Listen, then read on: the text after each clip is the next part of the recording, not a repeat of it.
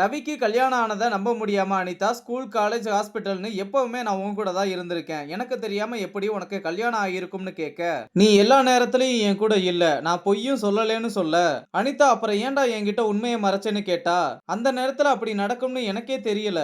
எங்க அத்தை இறந்துட்டாங்கன்னு நான் ஊருக்கு போயிருந்தப்ப எல்லாமே நடந்துருச்சுன்னு சொல்ல, என்ன சென்டிமெண்ட்ல உன் தலையில கட்டி வச்சுட்டாங்களான்னு கேட்க, ரவியும் என்ன யாரும் ஃபோர்ஸ் பண்ணல.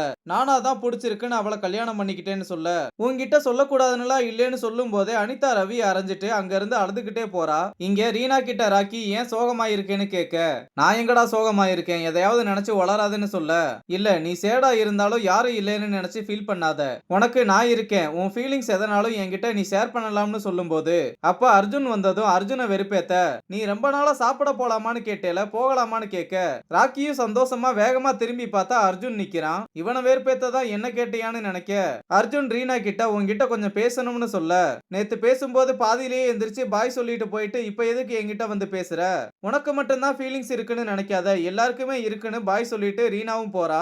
அங்க கட் பண்ணா ஆர்கே அர்ஜுன் என்கிட்ட பேசினான்னு சொல்ல ரதியும் ரொம்பவே சந்தோஷப்படுறாங்க.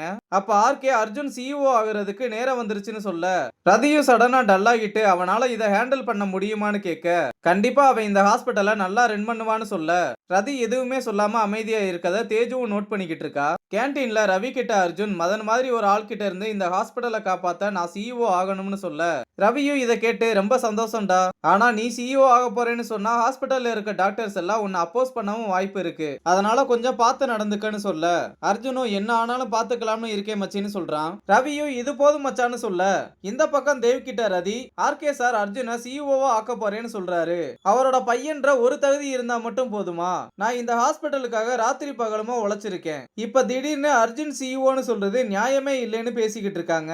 இங்க அர்ஜுனும் ரவியும் பேசிட்டு கிளம்ப ரீனா பின்னாடி தான் உட்கார்ந்து இருந்திருக்கா. அப்ப ரவி என்ன நீ மட்டும் உட்கார்ந்துருக்க, உன் கேங்க எங்கன்னு கேட்க, ரீனா ஒன்னும் சொல்லாம தயங்க, தேவ் கிட்ட ரதி சொன்னதையும் ரவி கிட்ட அர்ஜுன் பேசினதையும் கேட்ட மாதிரி தெரியுது. இதோட இந்த எபிசோட முடிச்சிருக்காங்க.